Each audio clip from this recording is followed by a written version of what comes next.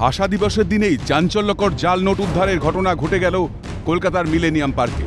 জানা যাচ্ছে, কলকাতা পুলিশের এসটিএফ এর একটি দল নর্থ পোর্ট থানার অধীনে 4 জাল মুদ্রা কারবারিকে গ্রেপ্তার করেছে। সূত্রের খবর, অনুসন্ধানের সময় বিপুল পরিমাণ 500 টাকার নোট এবং 100 টাকার নোট উদ্ধার হয় ওই 4 জাল নোট কারবারির কাছ থেকে। তাতে 170টি 500 টাকার নোট এবং 50টি 100 টাকার নোট বাজেয়াপ্ত করা হয়েছে। শুধু এই রাজ্য নয়, ভিন রাজ্য থেকে মানুষ এসেও কলকাতায় মিলেনিয়াম পার্কের মতো জায়গায় জাল নোটের কারবার করছে। এই ঘটনা থেকে এমন প্রমাণই মিলল।